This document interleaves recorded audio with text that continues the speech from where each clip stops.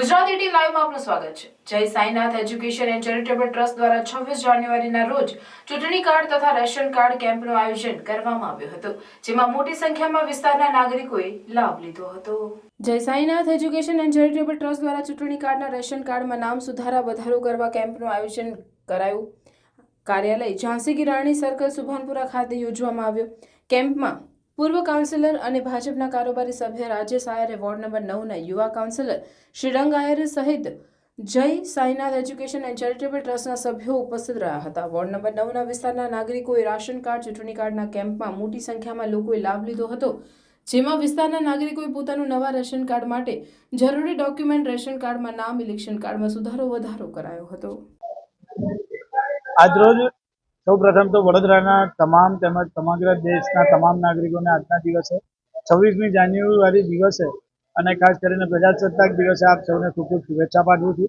જ્યારે રજાનો દિવસ હોય અને રજાના દિવસની અંદર પણ સરકારી સેવાઓના જ્યારે સરકારી કામો જ્યારે ઉપલબ્ધ હોય અને ખાસ કરીને જ્યારે આપણું કાર્યાલય ખાતે આવા દર વખતની જેમ આ વખતે પણ કેમ્પનું આયોજન કરવામાં આવ્યું હોય, આધાર કાર્ડ, આયુષ્માન કાર્ડ એવા તમામ પ્રકારના કાર્ડ સાથે સાથે હવે ચૂંટણી કાર્ડ અને રેશન કાર્ડનું પણ આજના દિવસે અહીંયા આયોજન કરવામાં આવ્યું છે।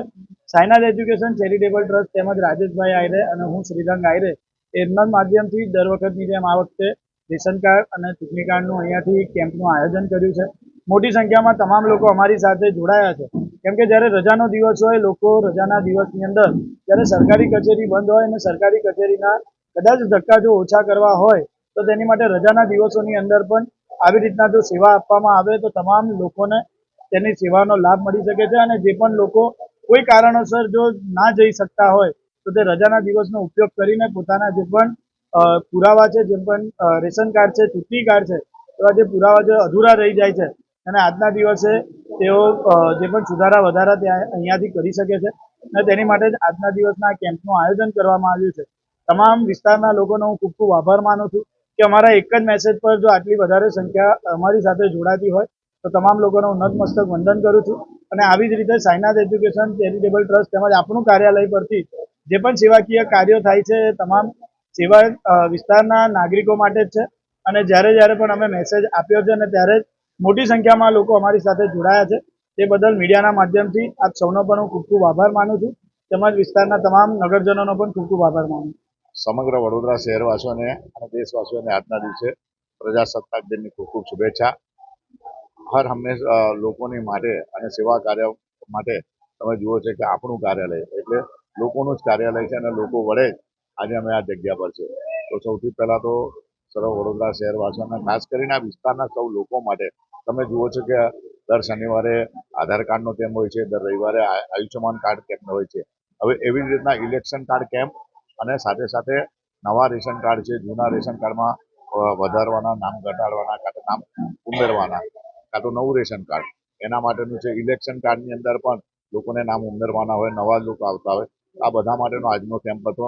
અને એના માટે શ્રીરંગ આયરે સાથે સાથે અમારી સમગ્ર સાઈનાથ એજ્યુકેશન ટીમના સૌ લોકોને અભિનંદન આપું છું કે પ્રજાસત્તાક દિન હોય કે સ્વાતંત્ર્ય દિવસ હોય, એના માટે જ હોય કે આઝાદી પછી આપણે આપણા લોકો માટે આપણે શું કરી શકીએ।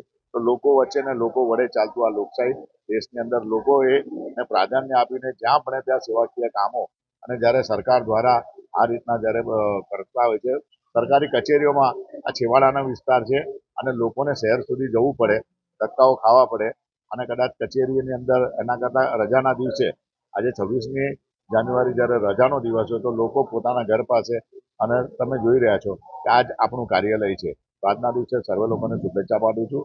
સાથે સાથે શ્રીરંગ અને એની સમગ્ર ટીમ, અમારા સાઈનાથ સંગઠનના સર્વે લોકોને પણ અભિનંદન પાઠવું છું અને સરકારશ્રીનો બી આભાર છે। સાથે સાથે અમારા ત્યાં આગળ જે કૃપાલીબેન છે, એમની સમગ્ર ટીમ છે, એ લોકોને પણ અમારા જે CSC સેન્ટરના સૌ લોકો છે એ લોકો પણ અભિનંદનને પાત્ર છે અને એમને પણ ખૂબ ખૂબ શુભેચ્છા પાઠવું છું।